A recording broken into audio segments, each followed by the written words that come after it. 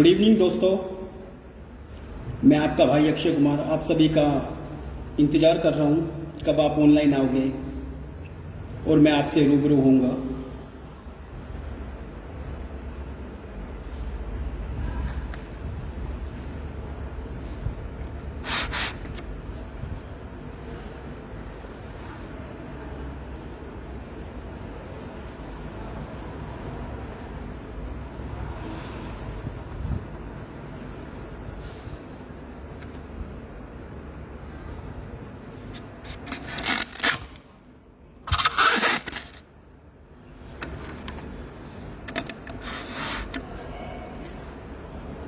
नमस्कार दोस्तों,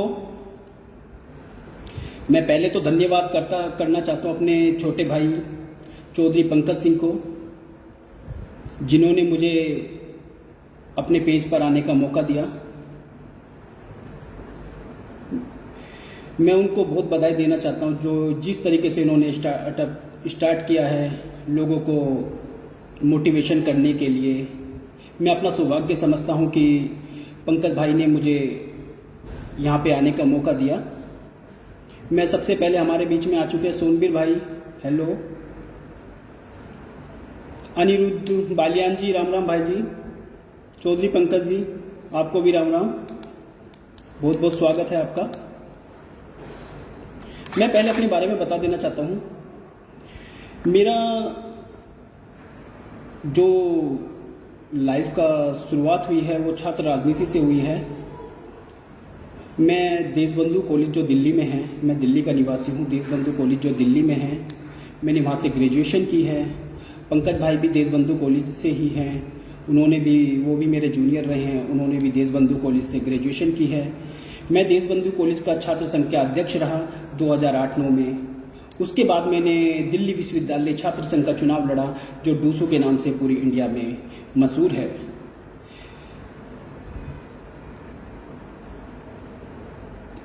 डूसू चुनाव में ऐसे टाइम पे लड़ा जब हमारी 4 सीट, 3 सीट हार गए थे, मैं अकेला चुनाव जीता। उसके बाद मैं छात्र संघ हमारी एनएसयूआई इकाई में राष्ट्रीय महासचिव रहा। मैं काफ़ी प्रदेशों का प्रभारी रहा।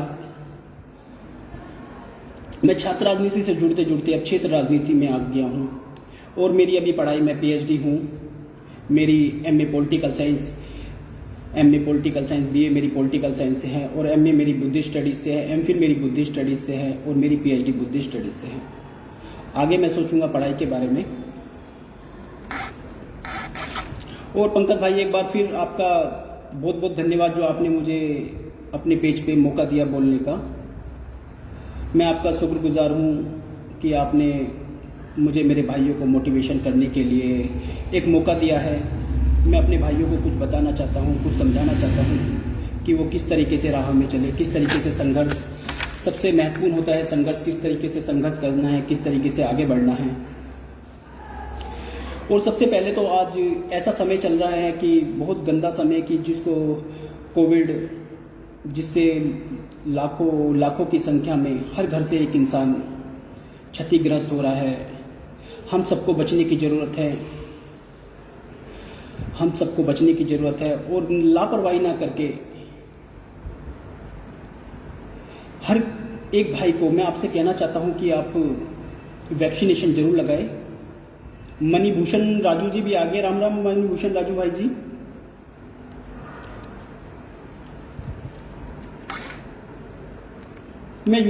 मैं जैसे कि हमारे पंकज भाई ने मेरे से कहा कि भाई जी आपको पेज पे आना है। मैंने कहा भाई जरूर आएंगे, अगर हमारे युवा भाइयों के लिए मुझसे कुछ फ़ायदा होता है। हम भी संघर्ष की दुनिया से निकले, हम भी छात्र राजनीति से निकले हैं और क्षेत्र राजनीति में आज संघर्षशील हैं। सोनबीर भाई जी, जय जट। युवाओं को बताना चाहता हूँ, आज युवा इतना भटक चुका है, एक अलग रास्ते पे जा चुका है। इतनी सुविधा होने के बावजूद भी, सब कुछ होने के बावजूद भी आज हमारा जो आज का युवा है वो नशे की तरफ भाग रहा है। अगर आज बच्चा 10वीं पास करता है, वो हुक्का बार जाने लगता है, सिगरेट पीने लगता है, अलग अलग नशा पदार्थ करने लगता है। मैं सभी भाइयों से कहना चाहता हूँ, अगर आपके आसपास भी कोई ऐसे हमारे छोटे भाई हो, उनको नशे से मुक्त कराओ, उनको बचाओ। उनको नशे करने से रोको।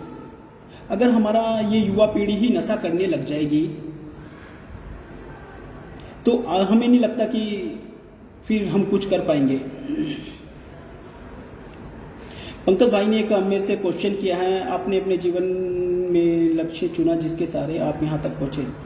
मेरा लक्ष्य ये नहीं था कि मैं राजनीति में आऊँगा, मेरा लक्ष्य कुछ और था। मुझे यूपीएससी क्लियर करनी थी, मुझे यूपीएससी की लाइन में जाना था।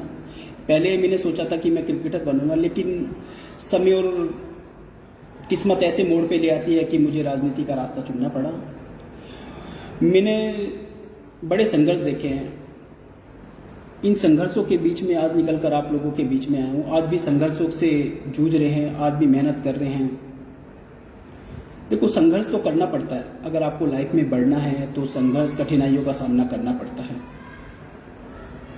अगर आपके लाइफ में कठिनाइयाँ ही नहीं होगी तो आप संघर्ष नहीं कर पाओगे। अगर आप सीधा सीधा रास्ता पकड़ते चले जाओगे तो कुछ नहीं कर पाओगे। संघर्ष एक ऐसी चीज है, अगर आप संघर्ष करके तब के जाओगे तो आप एक आगे बहुत कुछ लाइफ में बहुत अच्छा कर लोगे।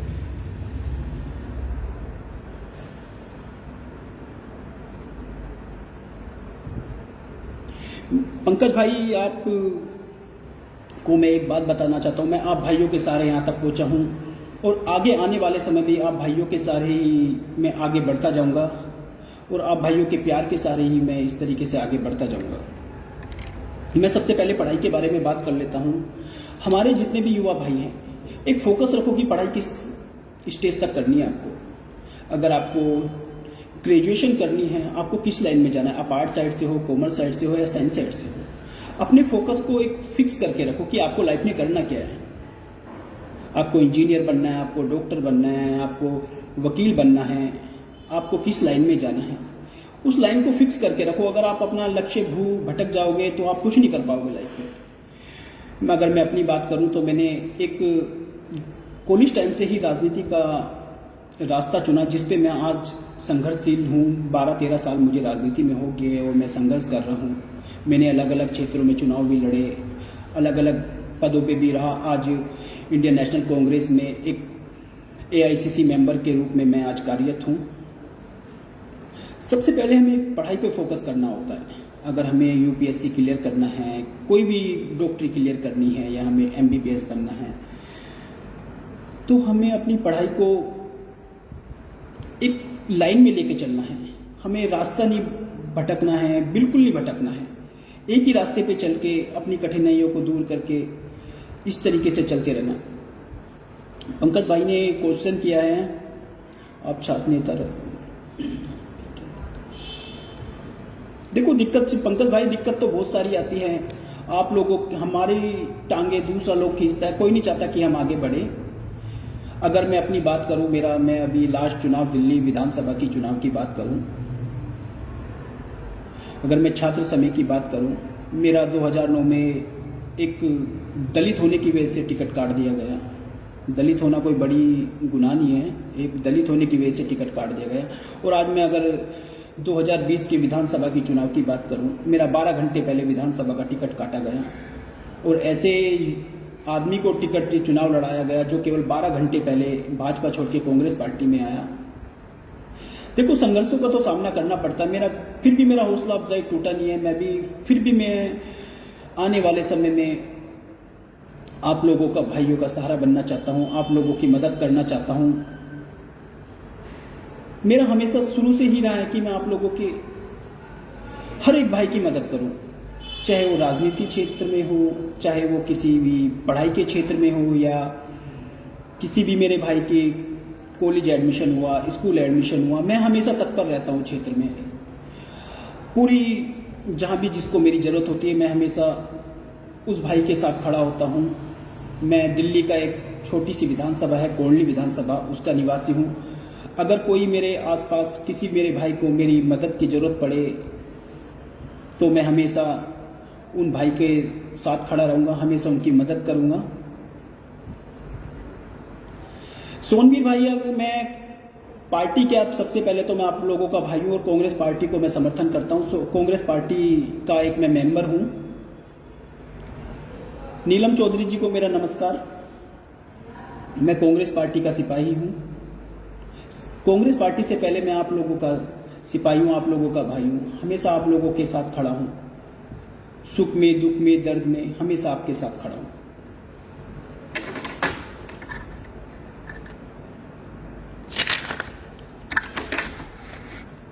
मैं युवाओं के एक छोटी सी बात कहना चाहता हूँ।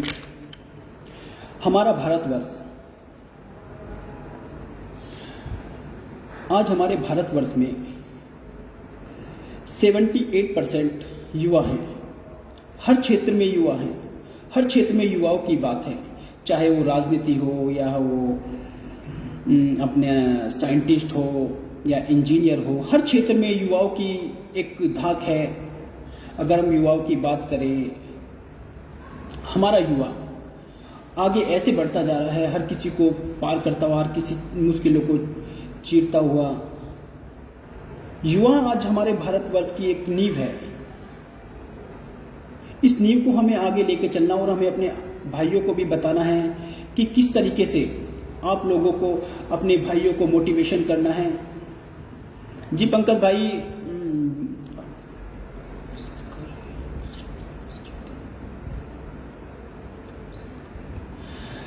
भाई, हमने अपने छात्रों के लिए बहुत सारे कार्य किए हैं। जब मैं छात्र संघ का महासचिव था, उस टाइम 3 सीटों पर एबीवीपी थी और अकेला मैं एनएसयूआई का छात्र था।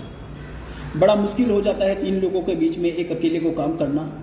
मैंने छात्र संघ, उस टाइम पे हमारे दिल्ली विश्वविद्यालय में यू स्पेशल बसें नहीं चलती थी, जो मैंने कम से कम 40 से 50 यू स्पेशल बसें चलवाई। कांग्रेस की सरकार थी, हमारे अरविंदर सिंह लवली स्पोर्ट्स मिनिस्टर थे, उनसे कह के 40 से 50 हमने बसें चलवाई। और साथ ही साथ हमने एक चैरिटी के साथ टाइप किया था साउथ कैंपस में और देहात साइड में, कि हम 1 रुपये में छात्रों को लाएंगे और ले जाएंगे, मात्र 1 रुपये में।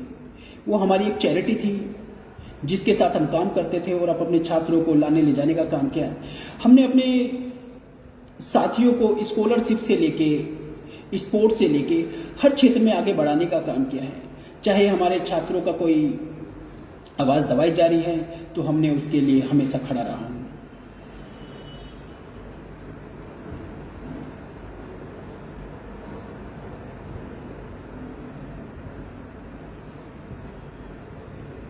मत जी नमस्कार।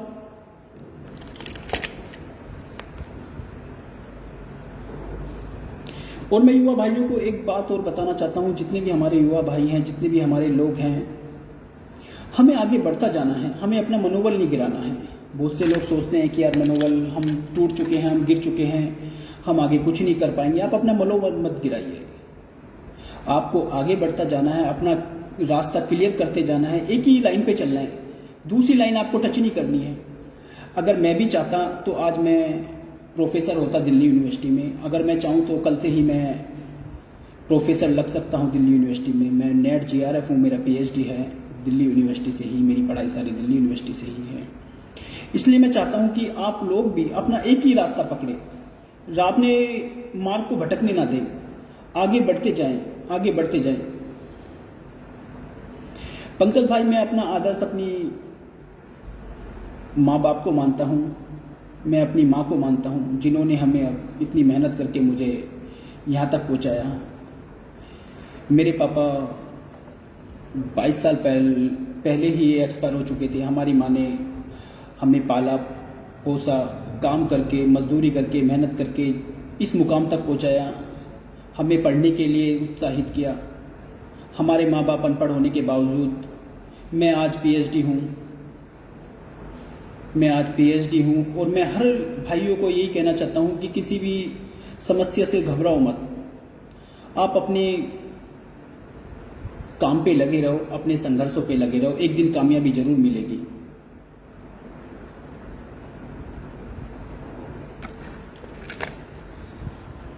और सबसे बड़ी चीज़ पंकज भाई और मैं सभी भाइयों को बताना चाहता हूँ, आज मैं नशे पे भी हम वर्क कर रहे हैं। मैंने हमारी विधानसभा में और भी अलग अलग पूरी दिल्ली विधानसभा में हमने जा के काम किया है। छोटे छोटे बच्चे आपने देखा होगा, कूड़ा चुनने वाले रेहड़ी चलाने वाले एक फ्लूइड का नशा करते हैं, फ्लूइड पीते हैं, आइडेक्स खाते हैं, जिससे उनका जीवन बिल्कुल ही छिस्त विस्त हो जाता है। उनकी जान, अगर वो नशा करना शुरू कर दे 5 से 6 साल के अंदर वो इस दुनिया से चले जाते हैं। हमने ऐसे लोगों को नशा मुक्ति केंद्र में भी काफ़ी लोगों को भर्ती कराया, काफ़ी लोगों का नशा छुड़वाया।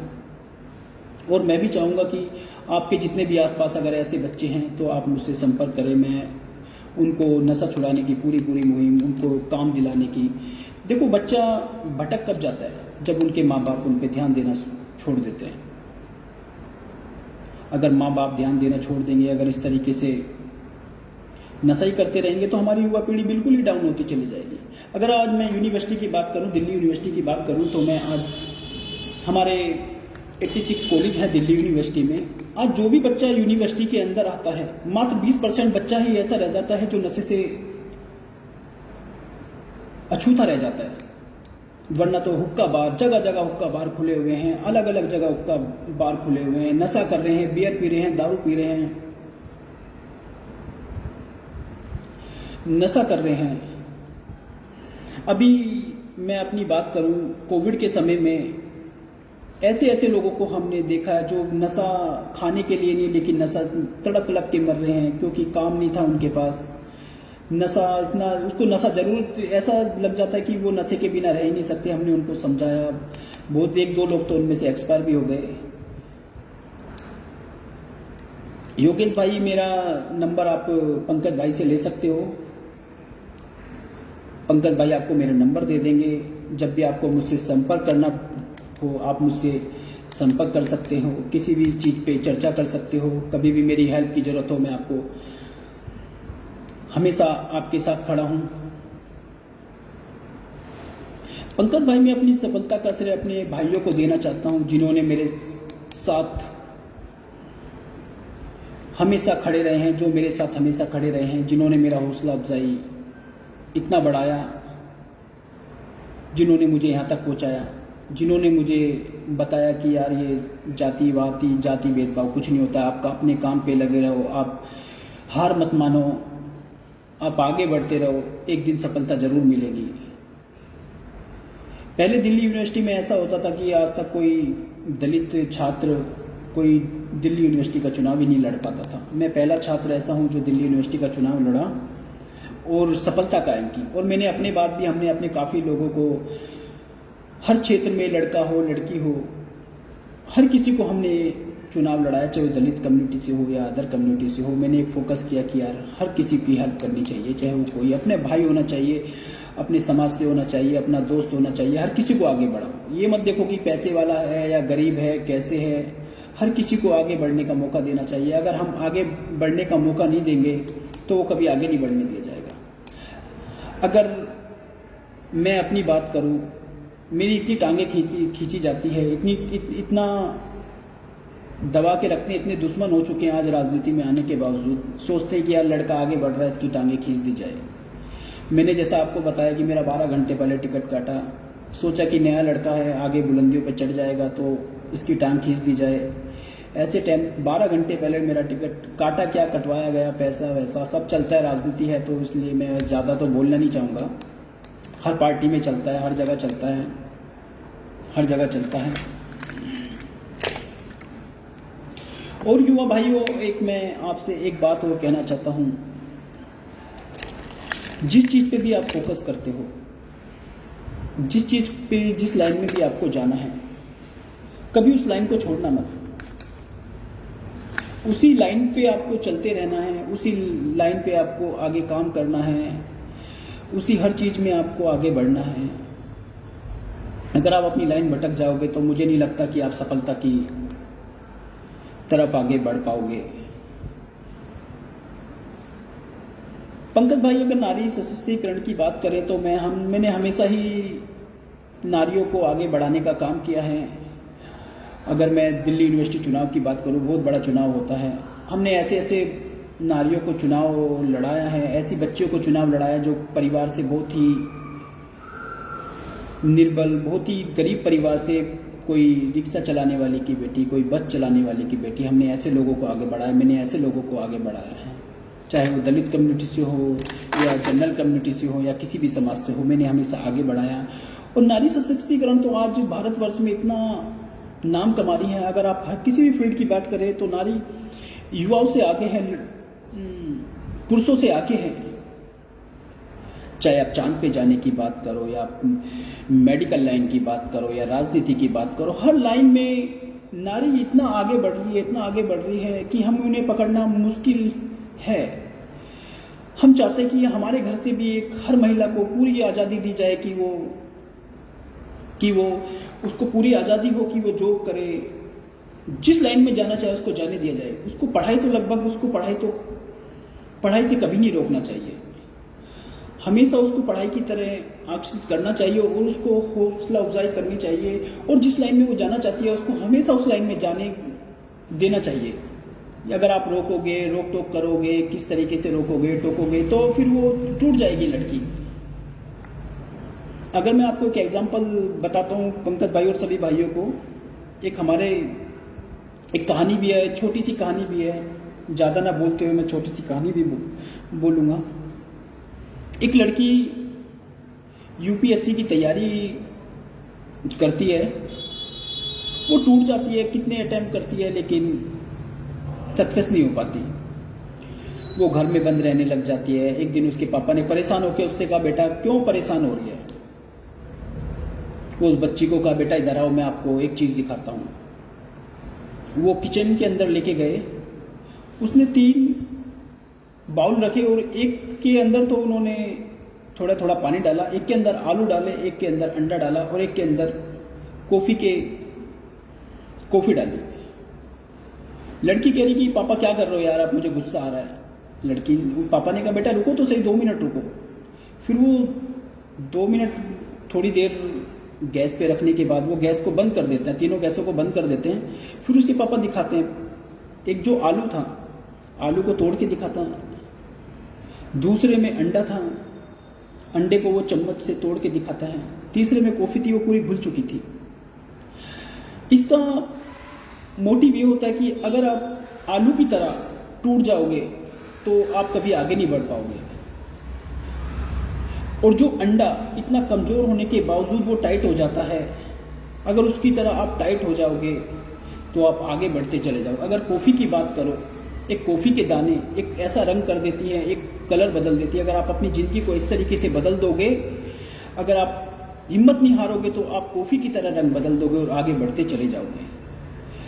पंकज भाई और सभी साथियों से मैं यही कहना चाहता हूँ कि सफलता आपके कदमों में है, बस आपको सही रास्ता देखना है, सही रास्ता चुनना है, गलत रास्ते पे नहीं जाना है।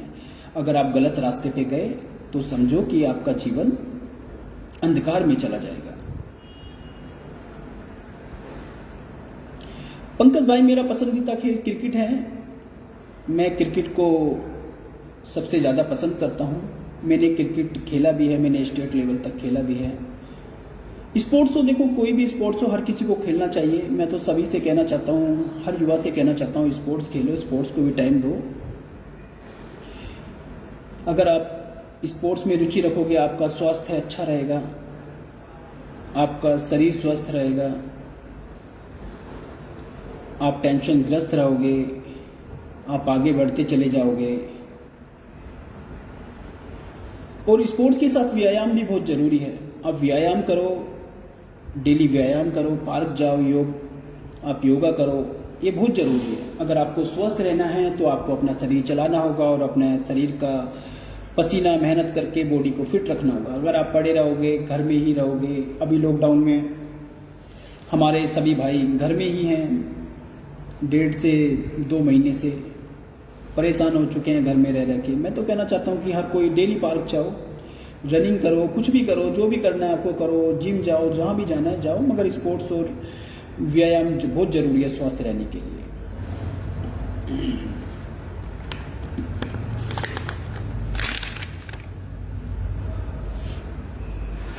पंकज भाई, आशा करता हूँ कि आप सब कुशल मंगल होंगे, सब स्वस्थ होंगे।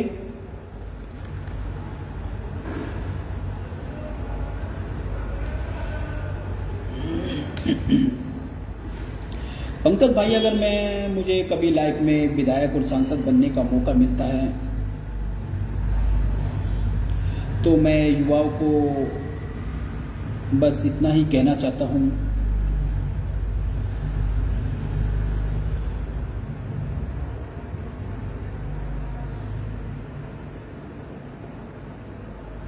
अगर मैं सांसद और विधायक बनने का मुझे मौका मिलता है, अगर मैं भविष्य में कभी लड़ता हूँ तो मैं हमेशा युवाओं को मोटिवेट करूँगा। मैं चाहूँगा कि हमारे युवा भाई राजनीति में आए। वैसे राजनीति सबसे गंदी लाइन है, ना चुनो तो सबसे अच्छा होता है। राजनीति में अगर जो एक बार आदमी चला जाता है वो उस गंदगी से बाहर नहीं आ पाता। आपका सब कुछ चला जाता है, बर्बाद होते चले जाते हो। राजनीति मुझे नहीं लगता कि हर किसी के लिए लाभकारी है। आज राजनीति केवल पैसों वालों के लिए, करोड़पतियों के लिए, बिजनेसमैनों के लिए, इनके लिए एक प्राथमिकता बन के रह चुकी है। राजनीति, मैं ये भी नहीं कहना चाहूँगा ज़्यादा बेकार चीज़ भी है, लेकिन जितना राजनीति से दूर रहो उतना अच्छा है। हाँ, अपना वोट देने का अधिकार, आपको सरकार चुनने का अधिकार सबको है, अपना नेता चुनने का सबको अधिकार है। और मैं विधायक अगर सांसद बनता हूं तो मैं सभी जितने भी मेरे भाई हैं, जितने भी युवा भाई हैं, मैं हमेशा उनके साथ खड़ा रहूँगा। चाहे मेरी बहन हो, मेरे भाई हो, मेरे दोस्त हों, सबके साथ मैं खड़ा रहूँगा।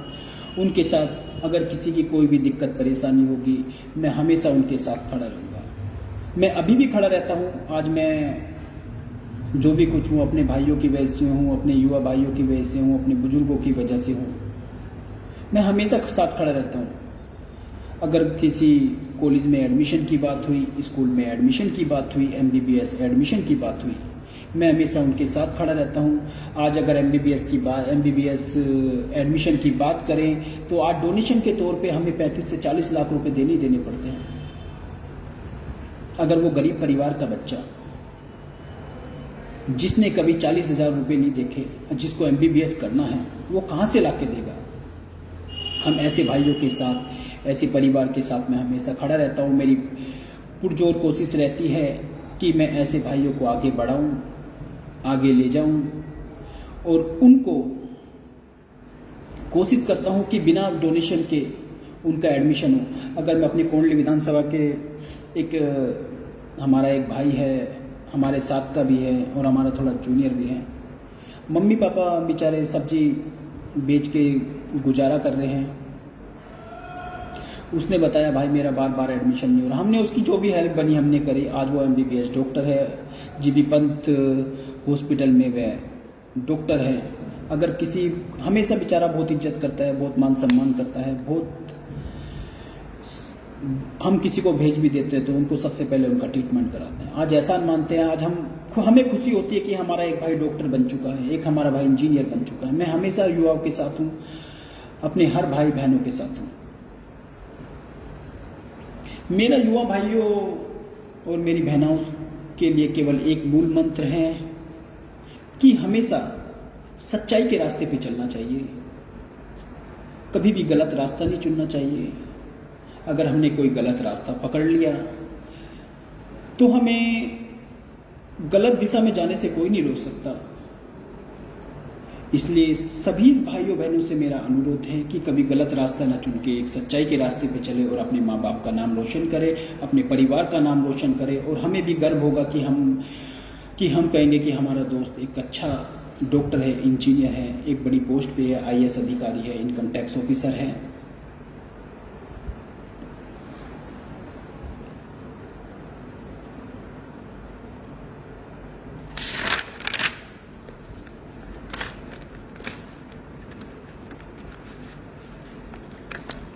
और युवाओं को एक मैं चीज़ और बताना चाहता हूँ, और नशे से तो यार सबसे ज़्यादा दूर रहना चाहिए। नशे, अगर आपने नशे की लत पकड़ ली, क्योंकि आज का माहौल क्या है, आज डिस्क बार ये सब चीज़, आज नशा तो ऐसा हो चुका है कि भाई नशा करना ही करना है, नशा करना ही करना है। मेरे परिवार से भी छोटे छोटे बच्चे होते हैं यार, हुक्का छोटा मेरा भतीजा है, हुक्का पीने लग गया यार, लेकिन हमने उसे डांटा समझाया तो अब तो खैर करता नहीं है। जो अपने साथ के लोगों को देखकर, अपने माहौल को देखकर इस तरीके से जो फ्लेवर हुक्का आता है यार, मगर ये गलत है। मैं सबसे कहना चाहता हूँ कि इस तरीके से हर किसी को रोको, हर बच्चे को रोको और नशे से दूर रखो। अगर नशे से दूर रहोगे तो आप स्वस्थ रहोगे, हंसपूस रहोगे।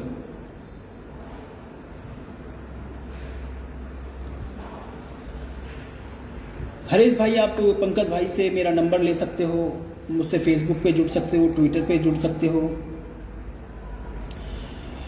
हाँ पंकज भाई, मैं आपका सीनियर रहा हूँ, आपका भाई रहा हूँ। सबसे पहले तो मैं आपका भाई, हमें इतने अच्छे अच्छे भाई मिले जो आज इतना बढ़िया, इतने अच्छे काम कर रहे हैं, जो आज एक इतना लोगों को मोटिवेशन करने के लिए आज अपना जो स्टार्टअप आपने स्टार्ट किया है, मेरे जैसे भाइयों को आप लोगों तक जोड़ रहे हैं, मुझे खुशी है। और बहुत बहुत धन्यवाद। आप इतना सीखने को मिला, हमें भी छोटे भाइयों से सीखने को मिला है, हमें भी छोटे भाइयों से सीखने को मिलता है और हमेशा सीखने को मिलेगा।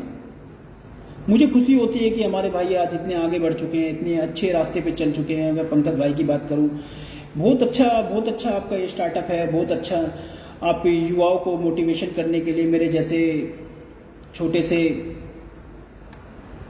एक समाज सेवक को आज आपने मुझे लाइव किया, मैं बहुत बहुत आभारी हूँ। आज मैं लाइव में पहली बार कभी किसी पेज पर लाइव आया हूँ, मैं कभी फेसबुक पे भी लाइव नहीं आया।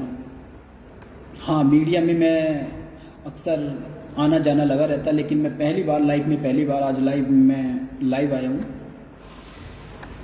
पंकज भाई, नारी सुरक्षा की बात करें, आज माहौल इतना गंदा हो चुका है, आज घर में बेटियों को निकलना दुस्सार हो चुका है। अगर हम सरकार की बातें करें, थोड़ा सरकार की कमियां भी हैं, कोई हम लोगों की भी कमियां भी हैं।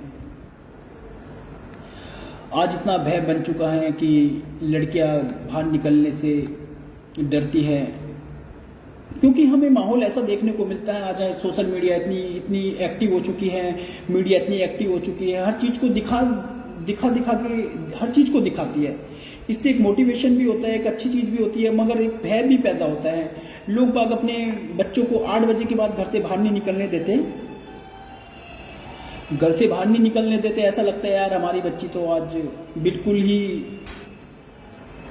अगर हम उन्हें घर से बाहर निकलने देंगे तो उनके साथ कुछ हो जाएगा। और हो भी रहा है यार, आप रोड पे जाओगे तो आप चैन स्नैचिंग, अगर आप कहीं से भी किसी भी रोड पे चले जाओ, chain snatching, phone snatching, bag snatching, अगर आप कोई विरोध करता है तो ब्लेड मार के चले जाते हैं। आप कहीं की बात करें, पूरी दिल्ली की बात करें या अलग अलग क्षेत्र की बात करें, सब जगह इस तरीके से। मैं नारी सुरक्षा पे मैं यही कहना चाहता हूँ, हर किसी को भय मुक्त करना चाहिए अपने परिवार की लड़कियों को, अपने परिवार की बहन बेटियों को। अगर वो भय में रहेगी तो वो कभी कुछ नहीं कर पाएगी, घर से बाहर नहीं निकल पाएगी। उन्हें फुल्ली आज़ादी देनी चाहिए, उन्हें कभी किसी चीज़ के लिए रोक टोक नहीं करनी चाहिए। अगर हम रोक टोक करेंगे तो वो दबके रह जाएगी, फिर आप लोगों को बता भी नहीं पाएगी कि मेरे साथ क्या चल रहा है। अगर आप उन फ्रेंड की तरह रहोगे, सब चीज़ अगर फ्रेंड की तरह उनसे बातें करोगे तो वो आप लोगों को भी फ्रेंड समझेगी। आज नारी सुरक्षा इतनी जरूरी हो चुकी है, आप देखोगे यूपी देखोगे, राजस्थान देखोगे, पंजाब देखोगे, हर एक 5 मिनट में एक महिला का रेप हो रहा है, हर हमारी बहन बेटियों का रेप हो रहा है। आज हमारी मानसिकता इतनी गंदी हो चुकी है, इंटरनेट के माध्यम से, हर चीज के माध्यम से लोगों के मन में एक गंध भर चुकी है, दिमाग में गंध भर चुकी है, जो वो हवस के तौर पे इस तरीके से गंदी घिनौनी हरकतें कर रहे हैं। इसलिए नारी सुरक्षा बहुत जरूरी है, सरकार को कदम उठाने चाहिए, चाहे वो स्टेट गवर्नमेंट हो या सेंट्रल गवर्नमेंट हो, उसको नारी सुरक्षा के लिए कदम उठाने चाहिए। महेश भाई हेलो, बहुत बहुत स्वागत है आपका अभिनंदन करता हूं मैं पंकज भाई के पेज पर।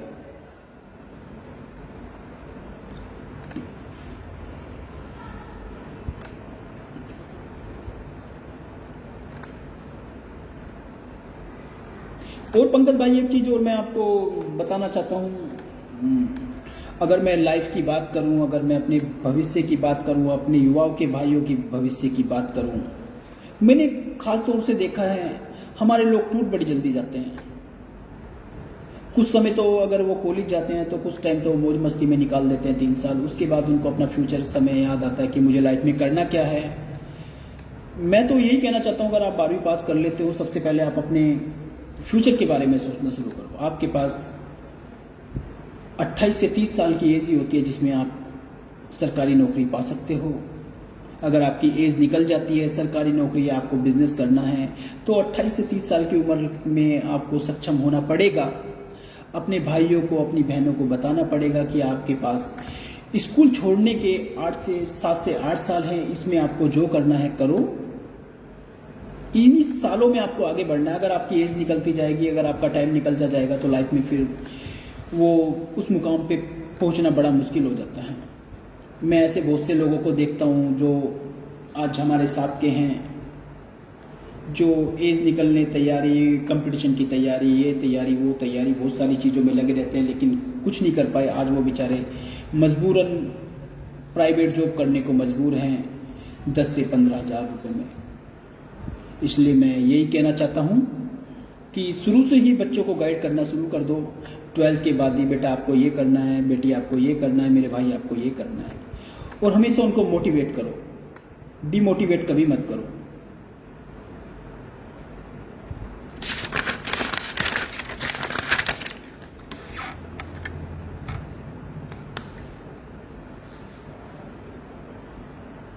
और सभी युवा भाई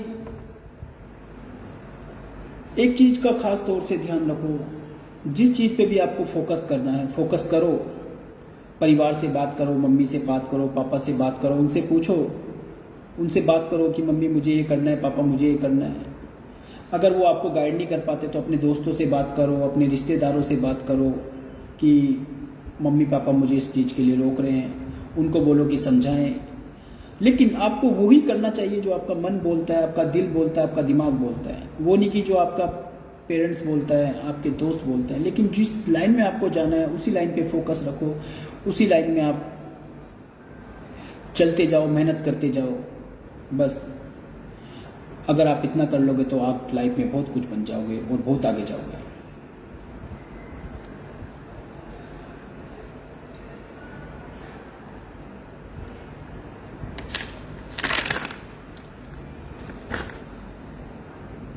किसी भाई को मुझसे कोई क्वेश्चन करना है, कोई जवाब चाहना है, कोई किसी विषय पे जानकारी लेनी है, तो मैं आप भाइयों के प्रश्नों के उत्तर देने के लिए तैयार हूँ।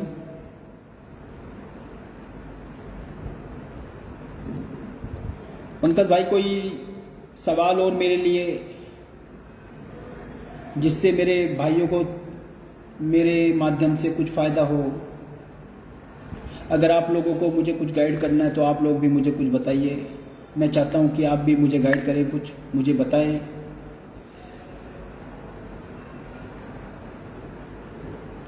पंकज भाई ने इतना अच्छा काम किया कि आज हम अपने भाइयों से जुड़ रहे हैं, अपने नए दोस्तों से जुड़ रहे हैं, अपने नए दोस्तों से रूबरू होंगे।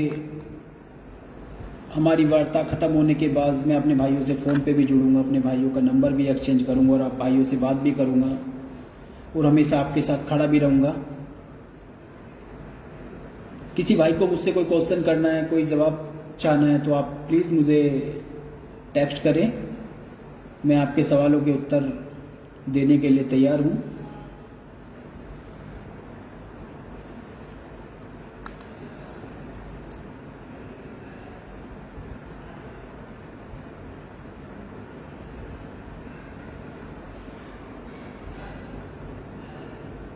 हाँ पंकज भाई, एक चीज़ और बताना चाह रहा हूँ। अभी मैंने एक नई गरीबों के लिए हर फ्राइडे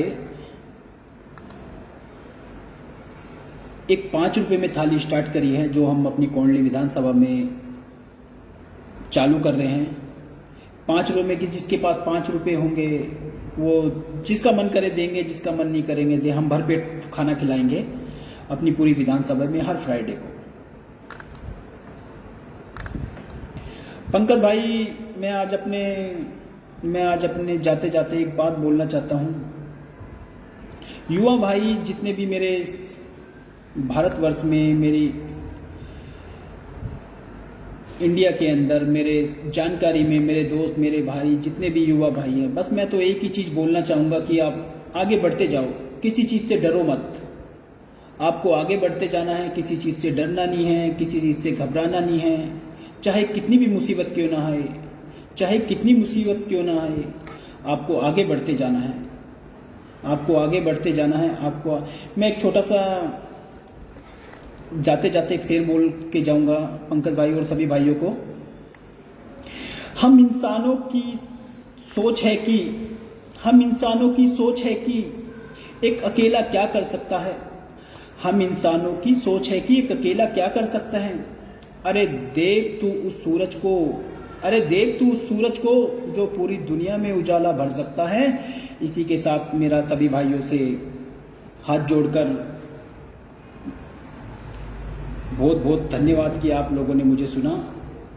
अगर मुझसे कोई गलती हुई हो, को बोलने में कुछ गलत बात निकली, उसके लिए मैं माफ़ी चाहता हूँ। इसी के साथ मैं आप लोगों से अलविदा चाहता हूँ। बहुत बहुत धन्यवाद आप भाइयों को, और पंकज भाई आपका खास तौर से धन्यवाद कि आपने मुझे अपने स्टार्टअप में जुड़ने का मौका दिया और आपने मुझे बोलने का मौका दिया। बहुत बहुत धन्यवाद पंकज भाई, आप ऐसे ही तरक्की करते रहो। मैं चाहता हूँ मेरा भाई बहुत आगे बढ़े, मेरे सभी भाई बहुत आगे बढ़े। पंकज भाई आप बहुत आगे बढ़ो, और इसी के साथ आपको शुभकामनाएं, बहुत बहुत शुभकामनाएं आपके पेज के लिए, आपके परिवार के लिए और सभी भाइयों के लिए। बहुत बहुत धन्यवाद। नमस्कार।